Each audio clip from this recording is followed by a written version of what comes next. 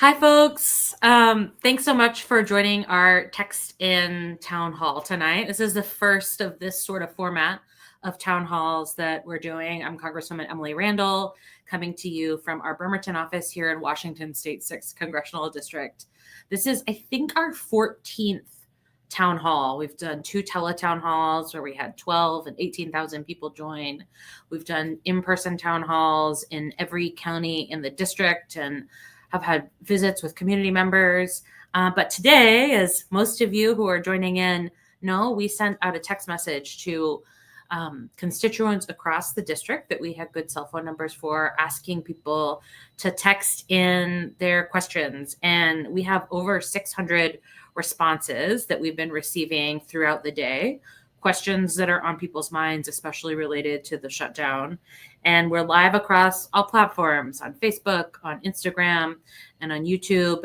And I think so far we have 100 plus people tuning in, and I know folks will trickle in throughout the evening. So I'm going to start with our first question so that we can get to as many of your questions as possible. As I said, we solicited text questions from constituents earlier this morning. I think the text went out just before 10 a.m. We've got 600 of those texts that have come in back with questions. But if you didn't get the text, if you didn't get a chance to send a question and you're watching on Instagram or Facebook or YouTube, feel free to drop a question in the comments and we'll get to as many of those as we can too. First question, Edward from Bremerton asks, American families are in danger of not having food, medical care, and education, but we will all soon own a ballroom. We do not want a ridiculous ballroom, but we want every American who wants a job to have one and to be able to afford the basic necessities of life. I completely agree, Edward. I want our neighbors all to have the opportunity to thrive, to have access to the tools that they need to build a strong life and a strong future. And a ballroom and putting our country more and more in debt in order to benefit millionaires and wealthy supporters, mega corporations, is not in service of people being able to afford food and housing and childcare and the basic essentials. I believe that our government needs to focus on real people. And that's what my colleagues and I have been doing all of this Congress since I got sworn in January, and will continue to do, to make sure that real people are first and center in our policies. Rebecca from Belfair.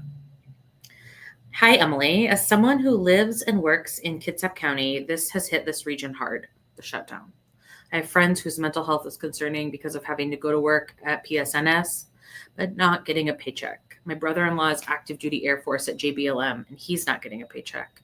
As a grocery store worker, we're seeing the effects of these people not getting paid as our sales are drastically down, which in turn, our hours are being cut. I'm a proud Democrat, and I do believe this shutdown is at the hands of the Republicans in Congress and the White House. Do you see a light at the end of the tunnel anytime soon? I have to be optimistic, Rebecca, because that's the way that I'm best able to do this job, to stay committed to the work, to search for solutions, and to work with anyone who's willing to work on them. I came to Congress knowing that bipartisan solutions were what was going to deliver results for our neighbors. And my colleagues and I absolutely want to end this shutdown so that hardworking families, essential workers, military service members and their families can afford to live. Last night, I volunteered for a bit with the Bremerton Food Line that is doing special hours for federal workers, DOD workers, active duty military, a little quieter after the regular rush of the day, extended hours on Wednesday evenings. And I talked to so many families who were visiting a food bank for the first time, who were a little nervous and struggling with feelings of shame, but grateful that these community resources exist for us to be resilient right now. And I'll say I'm headed back to DC on Monday, committed to being present, to do my job, to try and find a path out of this, because our community needs us to deliver results. Next question is from Paula in Port Orchard. We are a family seriously impacted by this. My husband is an essential worker. He still has to go in. This is unethical across the board and illegal anywhere else. Due to legislative changes, he can't get unemployment. We could lose our house, our car. But my question concerns my daughter. Is it true that November SNAP benefits won't come? We often supplement for her household and cannot due to no paycheck for hours worked. Thanks, Paula, for writing in. We are seeing some uncertainty around SNAP. And, my colleagues and I have been talking over the last few days about what we can do. I'm the co-sponsor of some legislation that would provide SNAP during the shutdown. And in addition to the bill, have signed on to a joint letter calling for the administration to reverse these benefit changes by using reserves to pay for November benefits. It's not just SNAP that's at risk. We're seeing WIC, we're seeing Head Start. So many programs are really at risk of losing funding in November. I've also co-sponsored legislation that would allow federal workers to qualify for UI unemployment insurance benefits. And I know our state colleagues are exploring opportunities too to ensure that we're coming in as a safety net for federal workers who need the money to make do. But without Congress passing a bill or administrative flexibility on behalf of the president, and for Congress to pass a bill, Speaker Johnson would have to call us back into session. The president could use flexibility and reserve funds to send benefits out, but those two action steps are what's required. Stacy from Seebeck asks, thank you for doing this. I have so many questions, but I would like to know, is anyone discussing what to do about all the spending that is taking place? Ballroom, we talked about that one, bailout to Argentina, ICE, Israel, etc., and the fact that this is coming from our taxes. I personally do not want my money going to these things. When do we as taxpayers stop paying taxes? It seems the administration has complete unbridled power and the checks and balances have completely dissolved.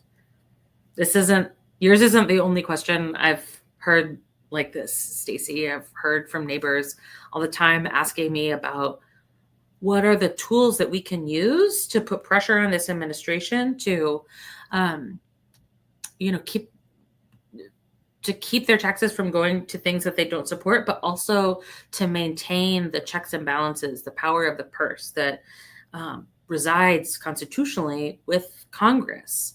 How do we ensure that this administration spends money on the things that Congress has authorized, doesn't spend money on things that Congress hasn't, and that community members don't support? Now, I'm not an attorney. I'm not a tax attorney. I am not giving anyone any advice about withholding taxes. I have seen some state legislatures and legislators from across the country exploring ideas about withholding the state portion of federal taxes. So money that the state collects that then they send to the federal government. There are states that are exploring legislation that would do that. So I would say if that's something that you're interested in, reach out to your state legislators and see where they are in that process. I'll also say that, as I mentioned before, the Natural Resources Committee and the House Oversight Committee have launched an investigation into the ballroom spending. And just as a point of information, the $40 billion bailout to Argentina is more than enough to cover 1 year of extension to the ACA tax credits. Our budgets, they're a statement of our values. And we are seeing loud and clear from this administration where their values lie. Mariliha from Instagram Live asks, we are very concerned about SNAP benefits being stopped November 1st and parents losing access to baby formula when they rely on WIC. What strategies are being pursued to help fill these gaps? I was just today at a WIC office in Pierce County, the Marybridge WIC program, talking about some of the work that they are doing. Good news, Washington State Department of Health just announced today that they have secured U.S. Department of Agriculture funding funds to repurpose providing WIC through mid-November. But without without the Trump administration continuing to provide flexibility, SNAP benefits will be cut off November 1st.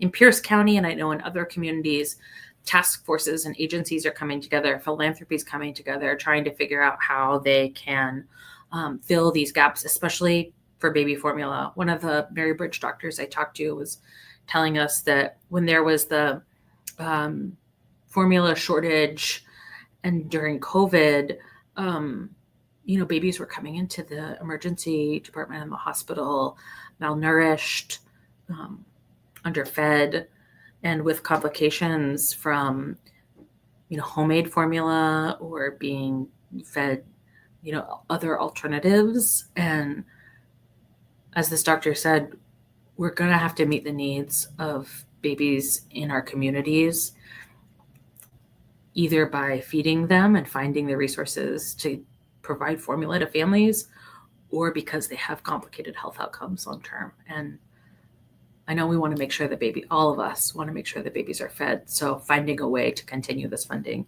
is essential. Next question is from Abigail in Tacoma. For families that are impacted by having a federal employee, what are you hoping that Republicans realize? We lost 66% of our income and are fearing eviction and having to balance which bills get paid because we're worried this is going to be long-term. It's terrifying to lose that much income and to have to depend on one income to pay all the bills and buy groceries that are also climbing in price. Absolutely. It's so scary for so many families, and it didn't have to be like this. We didn't have to be in this position. I remember what it was like for my family in 1995, 96, when my dad worked at the shipyard, and he had a shutdown over that period and was furloughed. I know that our community understands what work stoppages, what a government shutdown, what furloughs can mean. Though I did talk to a lot of PSNS workers last night when I was volunteering at the food bank about how this is the first one for them, because the last shutdown in 2017, the armed services budget had already been funded. And so this is a new experience for so many people. Republicans are trying to use hungry people, healthcare, babies as a bargaining chip. They're trying to use federal workers as a bargaining chip. What we have seen over these last 10 months is that this administration and congressional Republicans who are rubber stamping their decisions are dismantling our federal government, are disrespecting federal workers, are making illegal RIFs and furloughs even before the shutdown, and they're continuing to use that power. I'm committed to being at the table to find a bipartisan solution to get us out of the shutdown as quickly as possible. But we need Republicans in the House, including and especially Speaker Johnson, to call us back into session, to come to DC, to work on a path out of this. We can't do it alone, but we're committed to doing the work. The next question is from Kenneth in Allen. Why do you think Mike Johnson is keeping the House closed? The Senate is working and the House is not. That doesn't make sense. They are all getting paid when federal workers are getting laid off. The House should be in session too. I'm basically an independent and I'm tired of the us versus them mentality. Absolutely. Absolutely. We shouldn't be digging deeper into partisan divides at a time when our country, our community needs us to come together to work hard for them. I've been thinking a lot, people saying, oh, it's how come the Democrats say it's the Republicans' fault when the Democrats aren't, voting in the Senate for the CR. What I'll say is, like, you introduce the same bill 11 times on the floor and you don't have the votes to pass it. That tells me that you need to do more work. When I was the majority whip and then deputy majority leader for the Washington State Senate, when we were in a Democratic trifecta, if we didn't have the votes to pass something, we wouldn't just keep putting the same thing on the floor and expecting different results. We would talk across the aisle to try and find amendments, policy changes, solutions that would get us the votes that we need to pass something. The way that we worked in a bipartisan fashion to pass the capital budget in the Washington State Legislature, that takes votes from both sides of the aisle. And in order to guarantee that you get the votes of members, you have to talk to them. I see Speaker Johnson choosing just not to show up, choosing to tell his conference of Republican members to not do town halls, to not talk about healthcare in their district. They are running from this fight instead of digging in and finding a solution for the hardworking people of our district and our community, our neighbors. All of us deserve better. We deserve a functioning government who will work hard for all of us. And, I hear you, Kenneth. It's really, really disheartening, but just know I'm committed to showing up for work. The next question is from Laura in Port Orchard. I'm encouraging the Dems to hold the line defending healthcare benefits for our neighbors who need them most. Thank you for your efforts. Well, that wasn't a question, but thank you, Laura.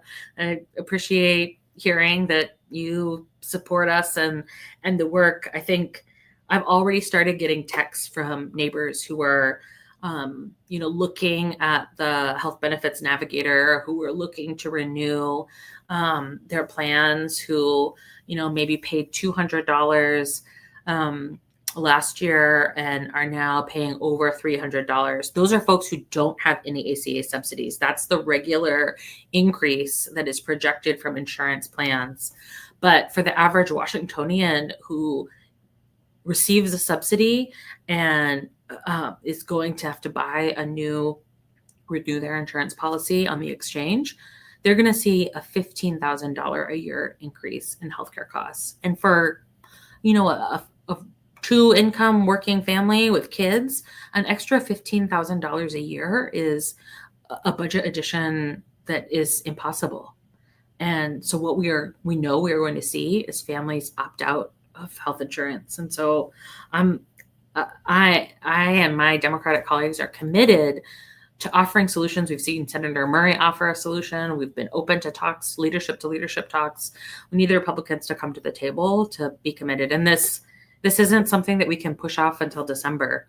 The cuts that this administration has made throughout the year and the cuts that were implemented by H.R. 1 that passed in July are dismantling our healthcare safety net in a way that is going to kill people. It's going to cause people to die. And I think 50,000 people a year are projected to die from this loss of healthcare from Medicaid and the ACA subsidies going away. And those lives are important, and we are here to show up for the fight. Christina from Instagram Live asks, can you do anything to protect our national parks? I'm concerned about the shutdown, that they could be at risk. I'm also concerned, Christina. I've met with National Park Service workers publicly and privately, because not all federal workers are willing to, to be visible in their complaints and concerns about this administration, because we've seen the Trump administration go after federal employees who are using their First Amendment right and illegally firing them for that political speech. So we're talking and listening and understanding the risk. And on the parks level, I'm really concerned both about, the furloughs of staff who need to be able to afford the cost of living, but also a staff that was understaffed before, that already has challenges hiring. And one of the things that I heard from the National Park Service, as well as the National Parks Foundation, is that when we are in a shutdown at this period, it delays the hiring process for seasonal workers that would typically start in March. And those workers are able to offset some of the important stream monitoring, wildlife monitoring, and environmental stewardship work that the park does. This means that depending on how long the shutdown lasts, they may not be able to get those employees hired and started, which is going to put the responsibilities that the National Park Service carries to co-manage our lands on other nonprofit organizations and on tribal governments. And I can't underscore how important some of the work that happens in the National Park Service is to the resiliency and to the health of our communities, our clean water, our salmon, our ecosystems. It's not just, a place that folks get to come visit for joy, which it also is, but it is about environmental stewardship. And another worry that we have with furloughed workers is that people will still come to the national parks. Some will not. Some will choose to change their vacation plans and not contribute to the local economies near our national parks. And some will come anyway and maybe not park on the parks, but like hike in and won't have bathroom facilities, but will have to go to the bathroom, and that will have downstream effects on clean water. There are a myriad of risks related to the natural park furloughs, and we're fighting for national park workers and for our parks. Tara from Shelton asks, how will the government shutdown affect public schools, healthcare, and social services in our community? And what are you doing to help minimize these impacts? Good question, Tara. We've already seen impacts to special ed and early learning and intervention staff members in educational service districts around the state. These are workers who are funded through federal funding and who have seen that federal funding end.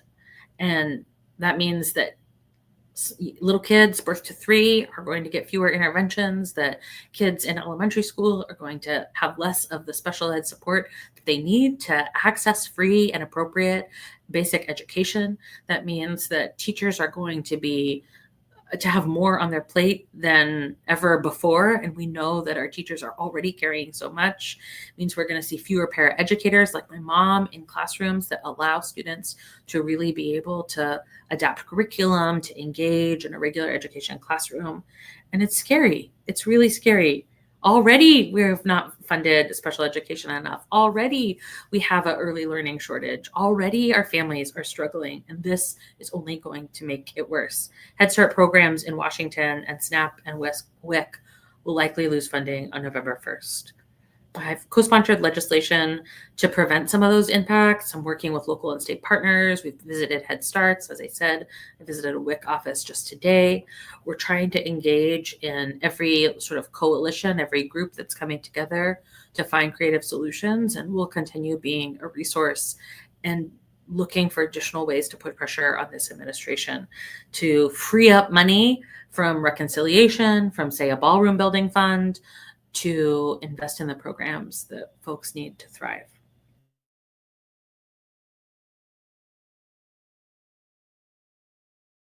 Washington right now, despite Speaker Johnson closing the House, you should be holding televised hearings, speaking with individuals and industry representatives who are being gutted by Trump and Republican policy. Have farmers and ranchers explain what tariffs are doing to them. Have small business owners explain the effects of tariffs. Have doctors and hospitals, especially in rural areas, explain the healthcare crisis. Thank you, Brenda. This is the first week since the shutdown that I have been home in district. The last 3 weeks, I was in DC for at least 3 or 4 days with so many of my Democratic colleagues doing just this. Steering and policy is a part of our leadership in the House Democratic Caucus, and they have been convening non-committee sort of shadow hearings. Since we're not chairs of committees and the minority, we have to do alternatives. And so we've been holding hearings. We've had healthcare providers and healthcare recipients, parents come and speak about the impacts of the healthcare crisis on them, on their industry, on their communities, on their children. We've done press conferences. We've had storytelling hours and roundtables. And, so many of us are now like part-time influencers, right? Trying to do things like this where we go live, where I film so many direct-to-camera videos where we try to engage folks. We're really doing a lot to try and cut through the noise, but it's increasingly challenging in a media market where, our neighbors get 70 to 80% of their news, not from traditional news outlets, but from, lifestyle content creators. And so we're, in addition to the traditional press conferences, we're bringing in content creators to the Democratic Caucus so that we could come, do like around the room where you go and meet with different influencers and record little videos with them. It's evening here and the lights are on a timer. We're trying to use some of these tools, but we know that we can do more. So I'd always say, like, if you have advice channels, places you think that we should be where, we're not showing up on your feeds, like, let us know. I'm happy to try more and more options. But as I mentioned before, I'm going back to DC on Monday, and we are having in-person caucus. The Democratic caucus from the House will be there. We will be engaging, we will be pushing, we will be storytelling, and we're there to fight for you. Another question from Instagram Live from David. One question: since now the vote is in the Senate, once it comes back to the House, do you see any agreement from the Republican members to join the fight to work together? I'm hopeful that we'll see Republicans continue to engage. We've seen some. Marjorie Taylor Greene famously is talking about the rising costs of Affordable Care Act plans for her adult sons, worried about them living in her house longer, worried about some of her constituents. We've seen some other members, Kevin Kiley, I think, really disagree with Johnson's approach. I think saying that it is embarrassing that the speaker refuses to bring the House back in session. The Senate is working. The House should be working too. Even though the Senate hasn't passed a CR, they have pushed through the president's appointment confirmations. We have a member of Congress who hasn't been sworn in yet. There is no reason that the House couldn't be called back into session to do the work of the people, except perhaps that Adelita Grijalva, the newest member of the Democratic caucus, would be the 218th signature on a discharge petition, which is like a fast pass for a bill to come to the floor. And her final signature would trigger a vote on a bill that would immediately call for the release of the Epstein files. And that can be the only reason that I can figure out that Speaker Johnson isn't willing to bring the House back into session. But we're starting to hear grumbles from Republican members, and so I'm hoping that we'll find more allies in this fight ahead. From Facebook Live, a question from Danny. Realistically, how long should those of us who work in the shipyard be expected to go without pay? A lot of us are looking into loans just to pay the bills. No one should be expected to go to work without pay, Danny. Not federal workers working for our defense mission, not Social Security office workers. My congressional staff also has come in as essential workers to be present in our community, to answer phone calls from our neighbors, to do the work of the people. No one should be expected to work without pay. I've co-sponsored legislation to pay federal workers, and we saw a bill, different sort of bill, with vaguer language introduced in the Senate and fail, but we're continuing to pressure the speaker to bring the House back in so that we can move some of these bills and ensure that folks like you and all the federal workers in our district who are showing up and working get paid. Douglas from Tahuya, you are keeping the government shut down. You can vote to reopen it anytime, but you'd rather fight to give our tax dollars in support of illegals. Thanks for writing in, Douglas. I will say I cannot vote to keep the government or to reopen the government. The continuing resolution, as it was written, went through the House and is now in the Senate. That said, the arguments that it is a clean CR are really falling flat because of the dramatic cuts that this administration and have made through executive order and administrative process, and the cuts from HR 1. There's no reason to believe that spending as authorized in the CR will continue based on the executive overreach and illegal impoundments of funds. And we lost our light again.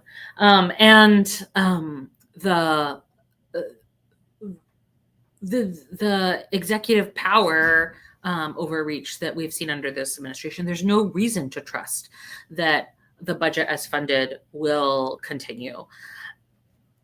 There's also a huge healthcare crisis that we are facing, and neighbors who are going to lose their healthcare. And as I said before, over 50,000 Americans who are projected to die because of the Medicaid cuts and the ACA tax credit cuts that we've seen.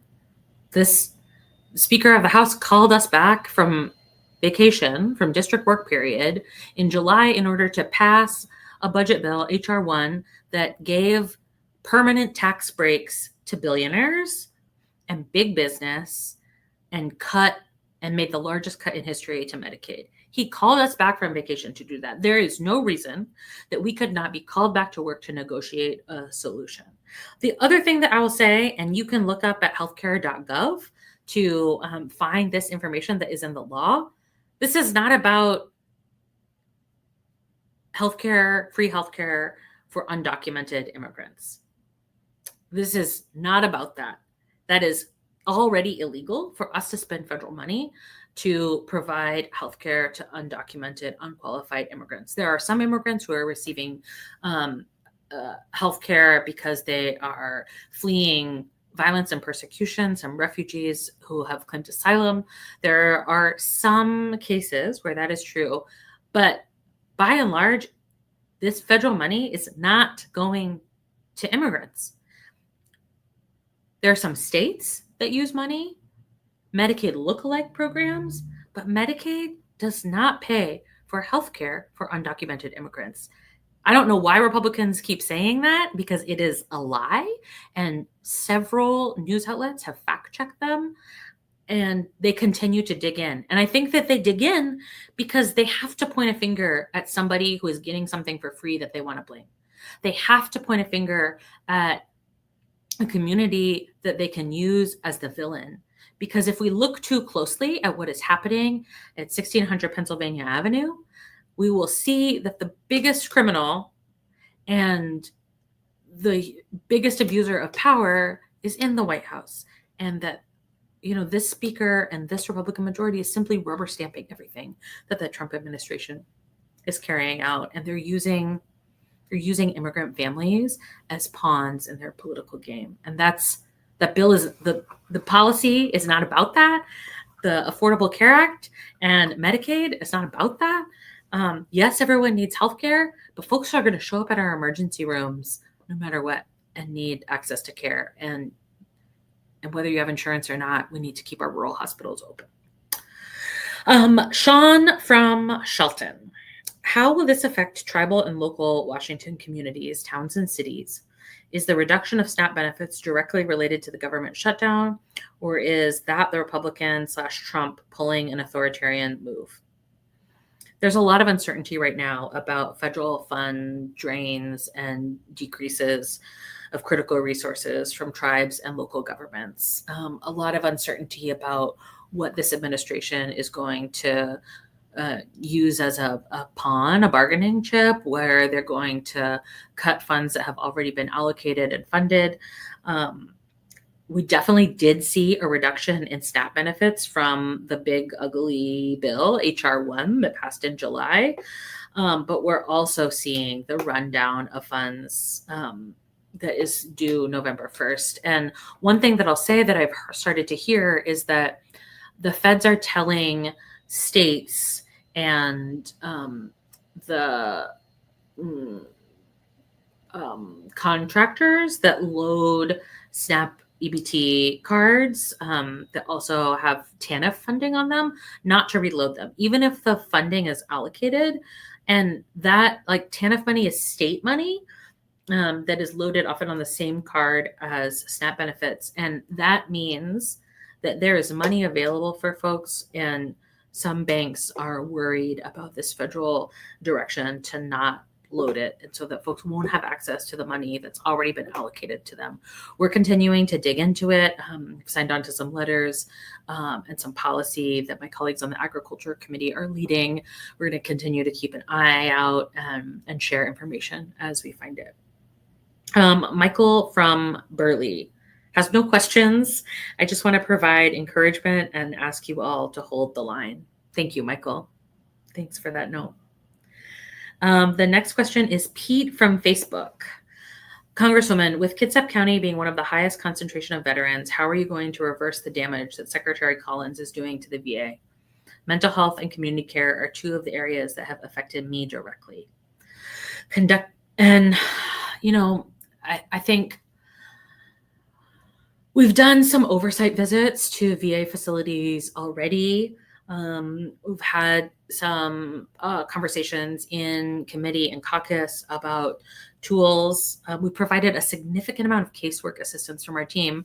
And I'll take this moment to say, for folks who don't know, we have 3 caseworkers on staff, and one specializes in VA and military families. And so Cesare is helping folks every day to navigate benefits and to be able to access care. We are also using those stories that we hear from casework to develop and then eventually introduce legislation to help make the system work better, to fix the problems that Secretary Collins and the Trump administration have solved for folks who have served our country and our community so proudly and need us to provide them healthcare and serve them. My time in the state legislature, I worked a lot on community access to mental health for service members and veterans. And this is something that's really important to me and that I'll continue to work on to ensure that all of our neighbors have access to affordable, reliable, high quality healthcare in community when they need it. Amy from Belfair asks, I have many friends and patients that work at the Naval Shipyard at Bangor and Bremerton, which are considered essential workers. They have been working for 3 weeks without pay. They can't not go to work with the risk of losing their jobs. They're also being asked to work overtime and weekends without pay. They have bills to pay. What can be done? We've had a lot of these questions, and I think that we'll continue to get more. It's so hard. It's so hard for families in our district who, are trying to make smart budget decisions, who are trying to take care of, their aging parents and their young kids who are working so hard and have just been disrespected, a lot of them all this year, and now even more, to have to work without pay, without understanding of when they're going to get a paycheck.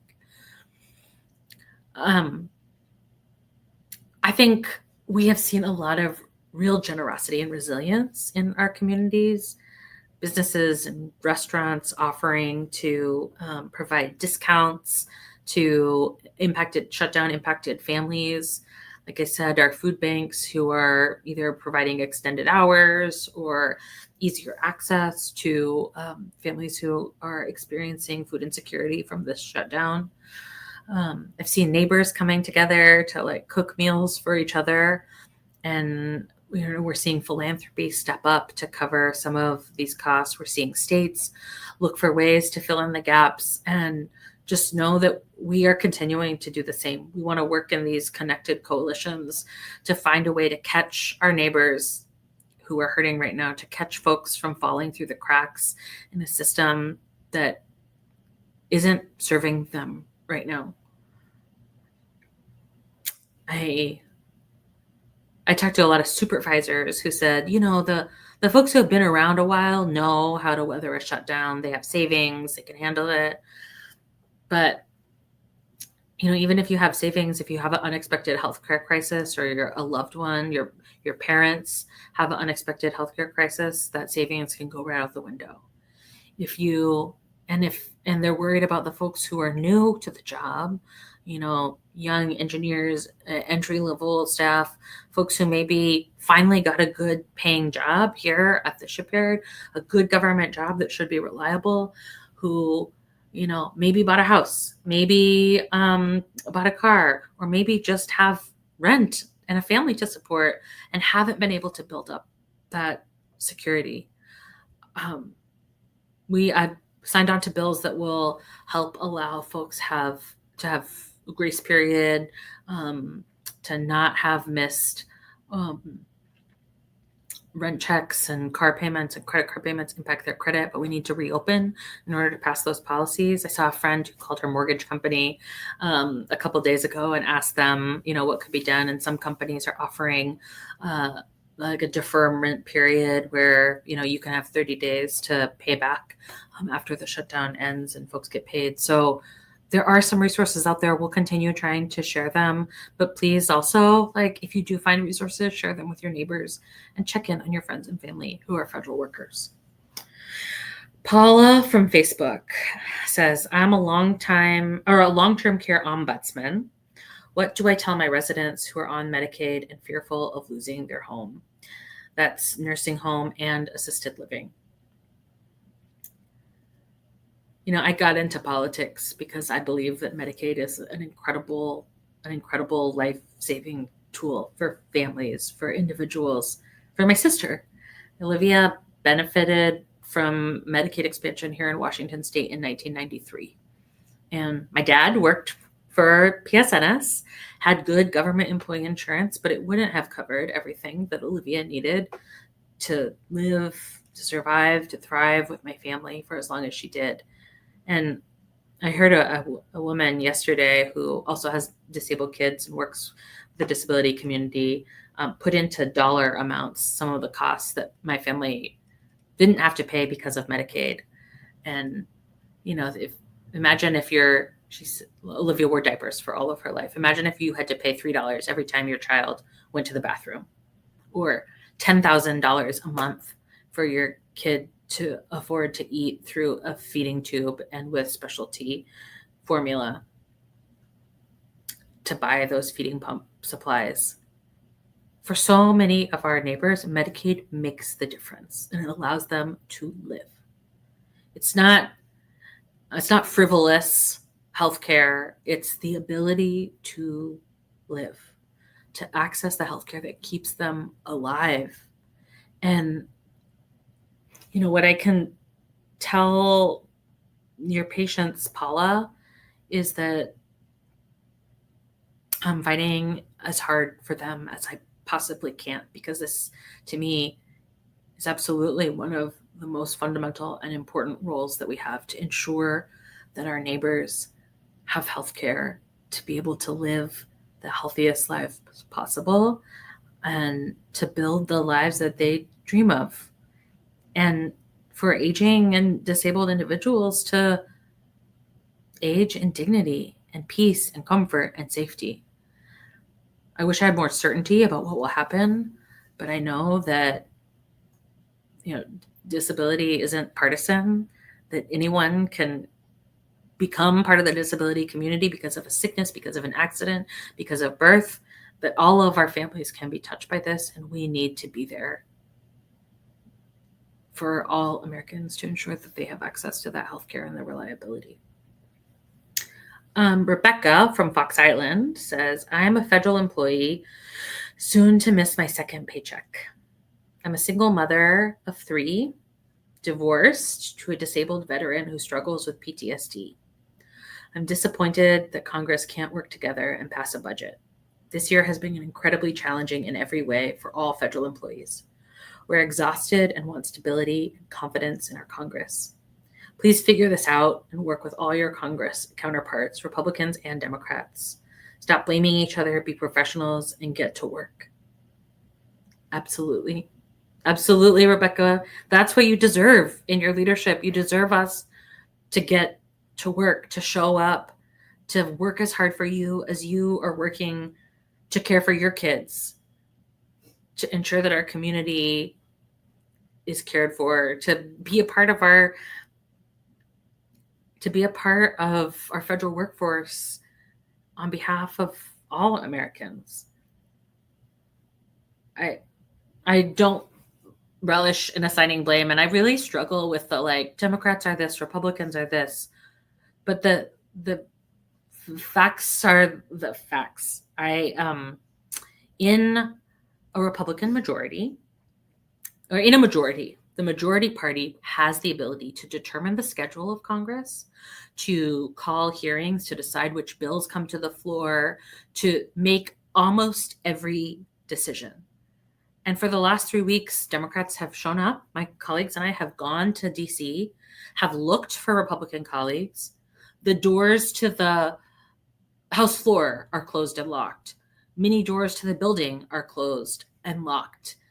There are incredible barriers to us doing our jobs. We are convening, like I said, shadow hearings, alternative hearings, because we can't hold a typical committee hearing because we do not have the gavels. We are not chairs of committee. We do not have the power to push policy forward in this environment. And I'm hopeful that more and more of my Republican colleagues from across the country will hear from their constituents and come to DC ready to find a solution. I'm hoping when I fly in on Monday that there will be more Republican colleagues there to work with because our nation deserves it. It deserves us to work together across party lines. It deserves us to work across state lines. It deserves us to show up to work for solutions for you. You deserve it. You do. Shelby from Gig Harbor says, thank you, Congresswoman Randall, for your efforts against all the insanity caused by Trump and the Republicans. My question, do you believe we will ever see the Epstein files?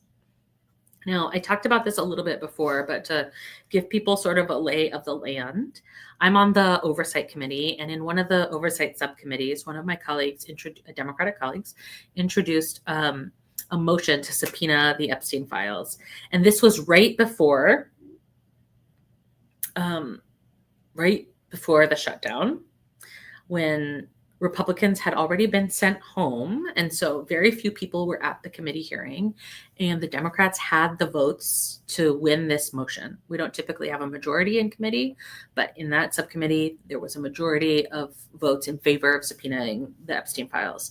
So the House Oversight Committee has been getting, like, section by section, some of the files. And we've been combing through them. A lot of what we've received has already been previously released publicly. A lot of the financial data has not been released to us yet, but we're continuing to work on it. But the way that the subpoena was, it was only to the Oversight Committee. I mentioned the discharge petition earlier, and there is a bill to release the Epstein files in the entirety. And it hasn't been heard in committee yet, but 217 of my colleagues, including a few Republicans, have signed this discharge petition to pull that bill from where it sits right now on a list of unheard bills directly to the floor. So we would have to vote immediately to fully subpoena and release the Epstein files. Adelita Grijalva, recently elected from Arizona, would be the 218th and final signature to trigger a vote on this bill. Now, while 3 other members of the House have been elected during special elections since January, and Speaker Johnson has sworn them in within 24 hours, Adelita Grijalva has been elected for a month and has not been sworn in. And it is absolutely the responsibility of Speaker Johnson to swear her in and to ensure that the people of her district in Arizona, 700,000 people, have representation. The Attorney General of Arizona has filed a lawsuit against the Speaker. We're going to continue to push. One of my colleagues, every day that the House is in pro forma, which is just like, I say performative session. It's just when they go to read the announcements and then gavel out. One of my Democratic colleagues calls to the current person who's acting as the Speaker pro tem, some Republican member, to try and get recognized, to motion to have Adelita sworn in, and they have pretended not to hear and not acknowledged. We are showing up. We are pushing. Absolutely, we need to release the Epstein files because survivors, children who are survivors of child trafficking and child abuse, deserve accountability. We've had meetings with the survivors as the Oversight Committee and as the Democratic Women's Caucus. And, the disgusting criminals like Ghislaine Maxwell and her counterparts deserve to be held accountable and to face the full weight of the law. But instead of standing up for survivors, Speaker Johnson is hiding the House from session. Liza from Facebook says, I know that everything feels super heavy and challenging right now. Holding the line is so important for all of our futures. As someone that works with young children and families that exist in the margins, we need to protect access to healthcare. Our communities on the peninsula are incredibly impacted by lack of access. We need to make access more equitable, not less. I agree completely, Liza. And on the peninsula, we already faced a healthcare shortage. Our rural hospitals were already hanging by a thread before the cuts that we've seen in this administration, before the cuts in HR1, before this shutdown. Our neighbors need reliable healthcare. Our rural hospitals need the sustainable revenue to stay open, to keep their doors open, to serve community. Some of our rural hospitals see well upwards of 50% of patients who are Medicare or Medicaid patients. That means that if those patients lose healthcare, that it will be increasingly challenging for those hospitals to continue operating in the way that they have. It means that the hospitals will have to make decisions about whether or not to cut certain lines of service. Labor and delivery, for example, is very expensive. And many rural hospitals, not just in our district, but across the country, have to think about whether or not they can continue to provide that, or whether folks will have to drive hours and hours away to access that care.